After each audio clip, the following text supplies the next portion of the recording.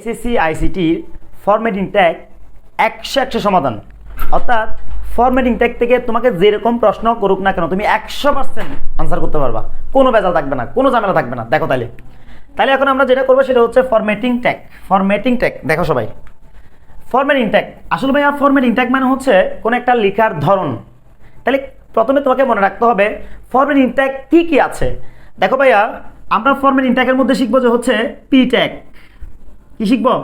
P tag, I tag, U tag, তারপর হচ্ছে তোমার বি ট্যাগ, তারপর হচ্ছে ডিলেট ট্যাগ।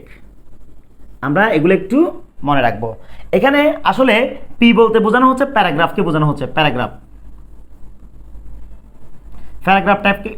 ট্যাগকে বোঝানো হচ্ছে, মানে নর্মাল লেখাগুলোকে বোঝানো হচ্ছে, নর্মাল লেখা, নর্মাল একদম।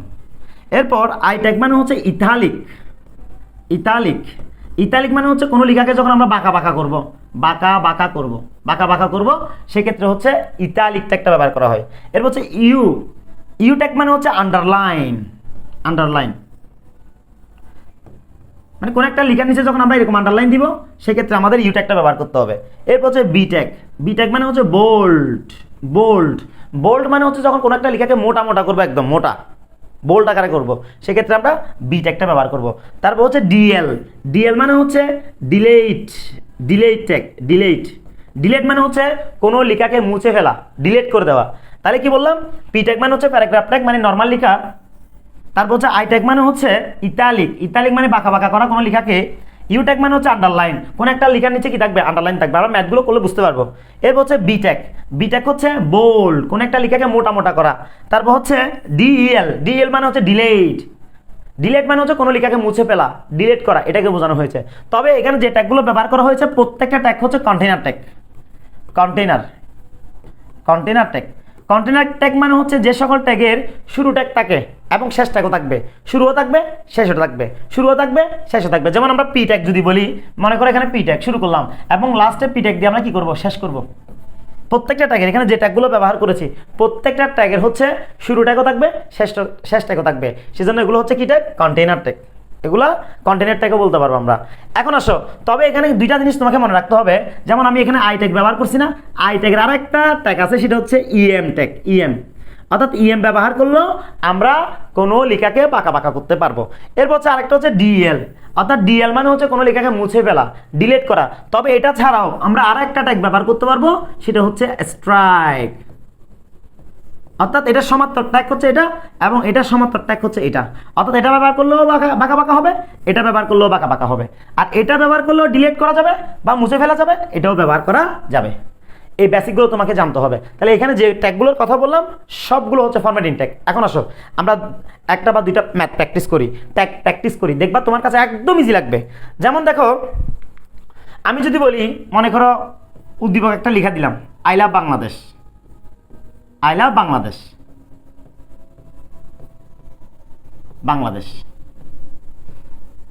এরপর দেখো তোমাকে এরপর বললো যে আই লাভ বাংলাদেশ। একটু খেয়াল করে দেখো তো ভাইয়া, এগুলো কিন্তু উদ্দীপকে দেওয়া থাকবে। একটা জিনিস খেয়াল করো, দেখো এইটা কিন্তু নর্মালে আছে, এরপরের লাইনটা কিন্তু একটু বাঁকা আছে।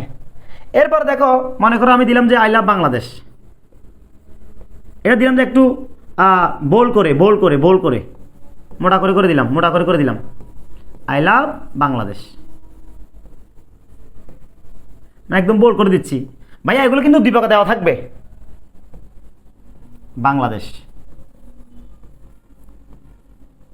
আমি একটু বোল্ড করে দিচ্ছি, বাংলাদেশ। ঠিক আছে? তাই কি বললাম? এটা হচ্ছে নর্মালে আছে, এটা হচ্ছে বাঁকা আছে, আর এটা হচ্ছে বোল্ড করে আছে। এরপর মনে করো আবার দিলাম আই লাভ বাংলাদেশ। সেম জিনিসটা দিচ্ছে, কারণ এটা না দিয়ে অন্যভাবে দিতে পারে, এটা এক লাইন দিতে পারে, এটা অন্য লাইন দিতে পারে, কোনো সমস্যা নাই। বাংলাদেশ। তবে আমি কি করলাম? আমি এটা নিচে একটা আন্ডারলাইন দিলাম। এরপর আরেকটা লাইন দিলাম, মনে করো এখানে ভাইয়া আই লাভ বাংলাদেশ, যে সবগুলো আই লাভ বাংলাদেশ সব এমন না। এখানে আই লাভ বাংলাদেশ দিল, এখানে আরেকটা অন্য কিছু দিল, এখানে আরেকটা অন্য কিছু দিল। তোমাকে কিছু দেখতে হবে লেখাগুলা কোনটা মোটা কোনটা বাঁকা, কোনটা আন্ডারলাইন, কোনটা নর্মালে আছে, কোনটা ডিলিট করা আছে, এটাই দেখতে হবে তোমাকে। তারপর এটা দেখে তুমি আনসার করতে পারো, খুব ইজিলি ভাবে আনসার করতে পারবা। দেখো তাইলে আই লাভ বাংলাদেশ, এটা কি করলো, এটা জাস্ট শুধুমাত্র এইভাবে কেটে দিল।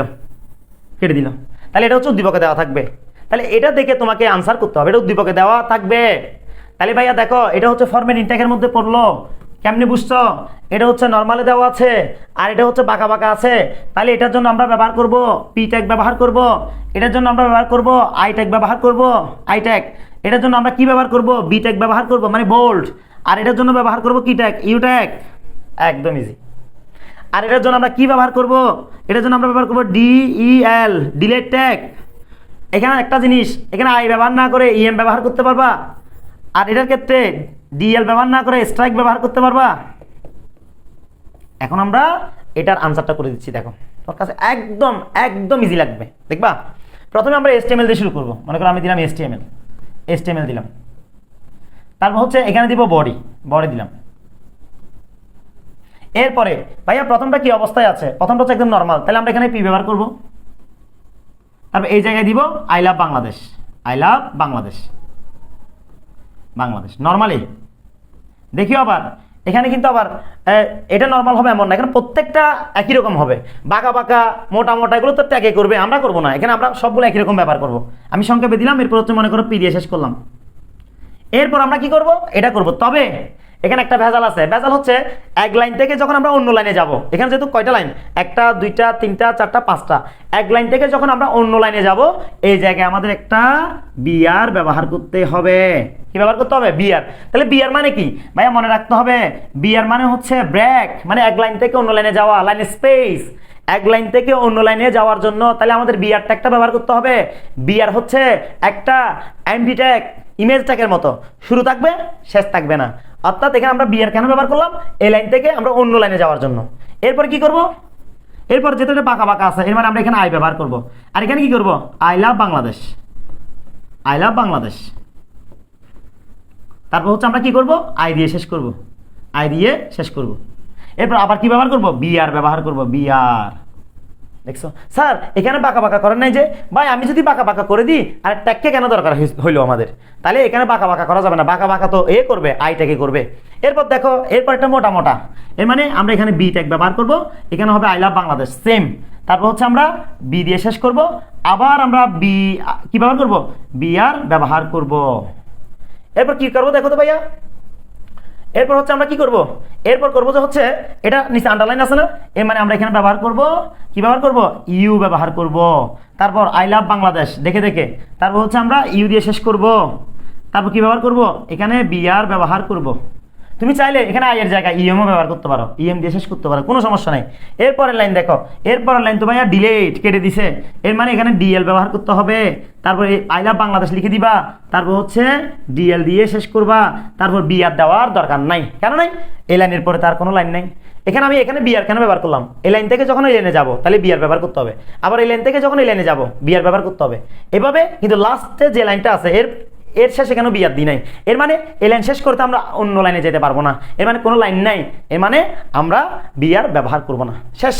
তারপর হচ্ছে বডি দিয়ে শেষ, তারপর হচ্ছে HTML দিয়ে শেষ। দেখছো ভাই একদম ইজি না? অর্থাৎ তোমাকে এখানে আই লাভ বাংলাদেশ না দিয়ে যেরকম দেখ না কেন, মানে হয়তো হতে পারে বোল্ডটা আগে দিল, আইটা পরে দিল, মনে করো আন্ডারলাইনটা আগে দিল, এইভাবে থাকতে পারে আগে পরে, যেটা যেভাবে থাকুক না কেন তুমি সেই অনুযায়ী এখানে সাজাবা।